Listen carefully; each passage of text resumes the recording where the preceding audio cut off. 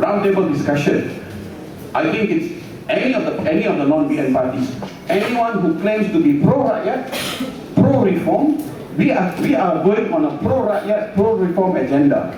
Give you a simple example. We go back to Batu Sapi.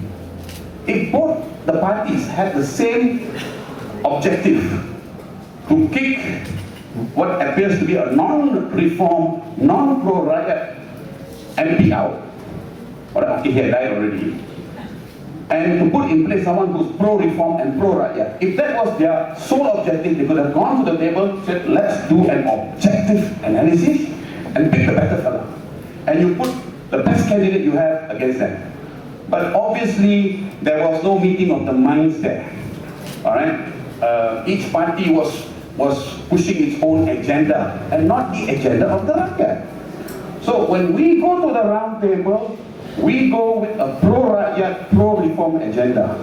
And if the non-BN parties that are coming there have the same mindset and the same objective, I think, God willing, we will find a strong coalition coming out of this effort. Who decides on the ICI candidate? Firstly, as I said, we have the screening process. If they fail the screening process, then they're not on. They've got to go through the entire screening process, and once they've cleared, then at this juncture, unfortunately, it's MCLS. I would hope the more initiatives, the more NGOs get on board, we can start to perhaps build a steering committee. And then the decision as to who is the ICI candidate is decided by the steering committee. At this juncture, there's this motley crew. RPK says repairmen. We want more repairmen to join us. All right? And we can then broaden the decision-making process. But so at this juncture, we are guided by the risk management agency who comes back and says, we've checked, we've verified, we have surveyed, because there is a surveillance process as well. It's expensive, trust me, it's expensive. And then they come back and say, well, this fellow clean bill of health. He does all he says he does, and he's not engaging in anything that you need to worry about. And on that basis, with the track record they have, we see no reason to not offer them as candidates. Somewhere out there will say this is a very elite. No, it's not. This is an invitation to any Malaysian who feels I love this country too much to not step forward and offer myself. Right? If you have that drive in you, the risk management agency clears you, you're on board. You're on board. Okay? Now, Rashid, you were asking. Harris, just before you continue on the round table, I think Malik wants to give this input.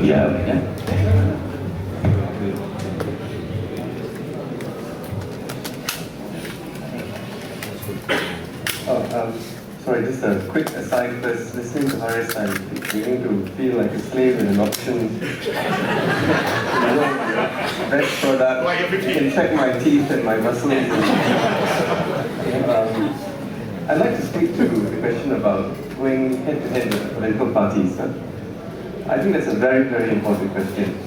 Because I think that's a big concern of everyone out there about whether this is going to dilute the pro-reform agenda. I notice I say pro-reform agenda. I use that phrase repeatedly.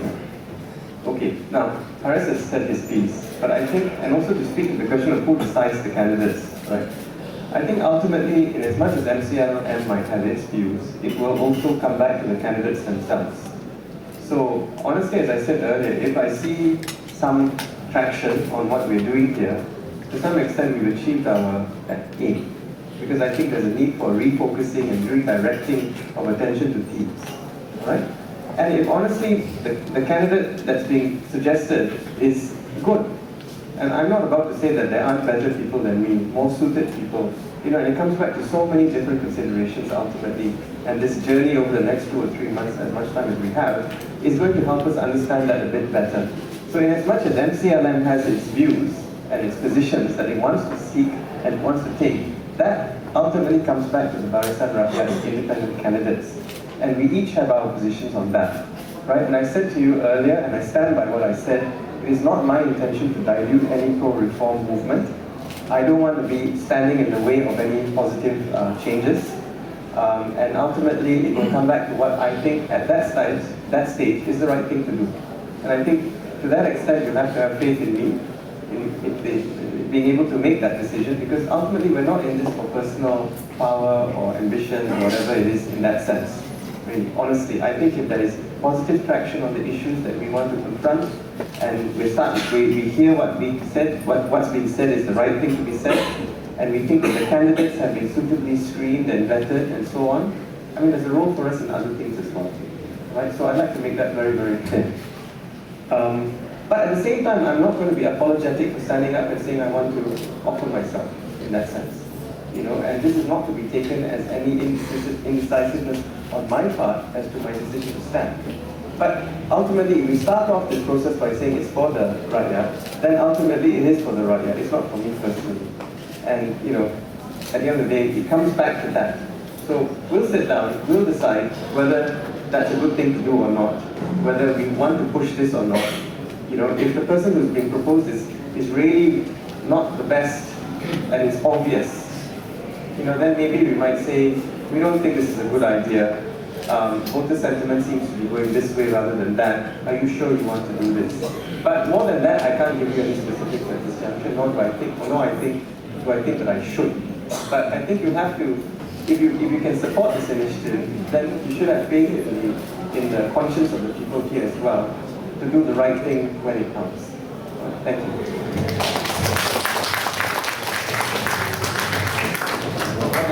Clarifying also that the question of funding is still being discussed. Some of us might actually decide to go it our own way and raise funds ourselves, so that there can be no questions of any influence of any form. We're still discussing that, and it's open up in the air at the moment, because we want to run campaigns that are within the law and fulfill all the electoral requirements, because we don't see why we shouldn't. All right, thank you. I think that's probably the best news the funders will hear this evening, that they will not have to cough up so much. Okay? Yeah, I was also going to say that those of you who might be interested to join MCLM, Vinit is somewhere out there and he can probably arrange if you want to join MCLM on the spot. Rashid, your question was, the parties reject right till the end they reject. Now, how are we going to cope with having to use umbrella and key and shoes and Vespa and whatever it's all of? Now, you have to understand this. Now, what happens in most elections is the candidate is disclosed, if not on nomination day itself, it's just on the eve. Alright? So to a lot of the voters, they don't know the candidate from others. So they are so dependent on the symbol in order to decide which one to take. If say for instance after the round table discussions in January and the party say, Harish, we think this is a very good initiative but we need time to think about it, bagus. So once you all are thinking, we are going to deploy, and that means in February the candidates are already going to go to their respective constituencies. Bilik Gerakan have been established, our working teams, our program teams are already going to ground with Bilik Gerakan to already start to recruit volunteers. They are going to start what we hope to call a shadow MP program. What the MP is not doing, they're going to do. Alright? Now, assume Parliament is dissolved in June. And if they work an effective program by June, they should be fairly recognizable in the constituency. The voters don't need to see a symbol. They come to know him. The other challenge, they may be dependent on the symbol. And this is where I think this initiative can make a significant difference in forcing the political parties to rethink this practice of calon turun ke padang just on nomination or just, it's unfair to the voters. So I really don't think we will have a problem with symbols. I think at the end of the day, if the candidates have done their work on the ground, as we hope they will, that the voters would already have come to be able to recognize them by their name, by their face, and they won't be looking at the symbols anymore. That's our thinking.